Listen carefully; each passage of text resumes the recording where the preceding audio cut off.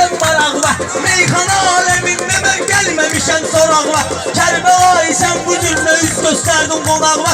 Dur bu sövqü saatda 90 gel özün fikirlə.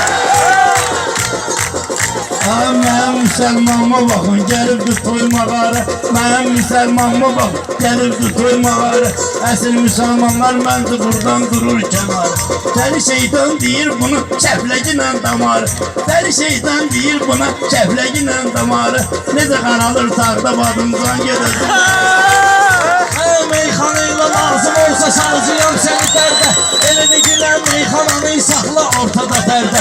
Sən içsənəm mən özüm əl vurmaram biləcərdə. Qapazı qoyarlar sənə daldan gel özüm üçün. Harada fırqalarımı varsa ömrünü axtarırsan. Sən elə fikirləşirsən ki qollarımı qarırsan. Bu qədər böyümüsən ki qarət zavabda qartarırsan. Çörək verirlər sənə nadan kim üzüm fikirlər. Seviyesiz sən bilirsən sambalı gedib fikirləş. Bir fəriddə bugün olan əhvalı gedib fikirləş. Elzami Türkiyə ilə saqqalı gedib fikirləş. Elzami Türkiyə ilə saqqalı gedib fikirləş. Həncə vurur aslana aslan gedəcəm fikirləş. Həncə vurur aslana aslan gedəcəm fikirləş. Əgər yetib basmışansa qardaşım sən nə oldu gün? Kardeşim sən yetib basmışansa əgər nə oldu gün? Kiməsə durub zəng elədin, deməli qaqaş oldu gün. Kiməsə durub zəng elədin, kardeşim sən oldu gün. Seyid sənə qapaz vururlarsa, zafatlı oldu gün. Belə idmandır idman, gelir. Sen üzündeki gülüş bu cür kulon üstündedir. Ses elemeyin meclisi meydan zakon üstündedir. El iş bu cür dava dalaş mikrofon üstündedir.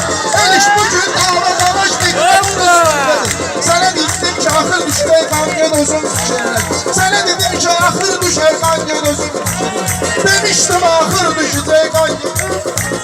Benim Seyid Meyxanada tanıyım. Görməmişəm ki tərri istedadımı mən. Var yoxlu aləm söyür elə də ki arvadımı mən.